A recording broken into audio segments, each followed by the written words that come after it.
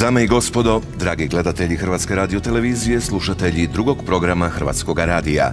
Drage Riječanke i Riječani, dobrodošli na 26. dodjelu glazbene nagrade Porin. Ove godine u Rijeci, Europskoj prijestolnici kulture 2020. godine.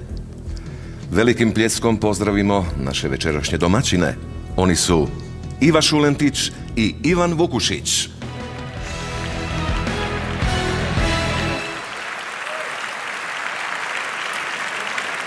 Dobra večer svima. Evo, Porin je već po 4. put upravo u Rijeci. Dobro večer svima, tako je. Porin se nakon 6 godina vratio u Rijeku, najrokerskiji hrvatski grad, pa će logično i večerašnji glazbeni program biti nešto žešće nego prijašnjih godina. A žestoko smo i krenuli, kao što ste imali prilike i čuti i vidjeti. U boj su nas pogurali zbor HRT-a i Porin orkestar, ali u impresivnim kostimima koje su Ika Škomrlj i Dženisa Pecotić radile za predstavu Nikola Šubić-Zrinski, Ivana Plemenitog Zajca, i to u produkciji Hrvatskog narodnog kazališta u Zagrebu, kojima se ovom prilikom, hvala Bare, od srca zahvaljujemo na naravno lijepoj posudbi. Jako lijepo od vas. Hvala na posudbi, hvala vama na pljesku i dobrodošlici. Jedan od važnijih razloga zašto smo večeras u Rijeci jest i činjenica da je vaš grad, naša Rijeka, izabrana da bude Europska prijestolnica kulture sljedeće 2020. godine. Stoga slobodno možemo reći da je večerašnji Porin zapravo generalna proba za sve ono što iščekuje Rijeku u sljedećoj godini, kada će oči kulturnog svijeta Europe biti usmjerene ka Rijeci i njenom bogatom kulturnom programu.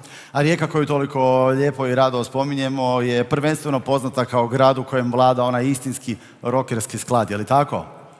Je, okej. Pravi rokerski sklad. Međutim, toliko smo se potrudili da budu zadovoljni i ljubitelji klasike večeras, i džeza, naravno i etno i pop glazbe, da dokažemo da je Rijeka oduvijek bila i ostala luka raznovrsnosti i izvrsnosti. Većinu večerašnjih izvođača glazbeno će podržati naš Porin orkestar, kojim ravna maestro Alan Bjelinski.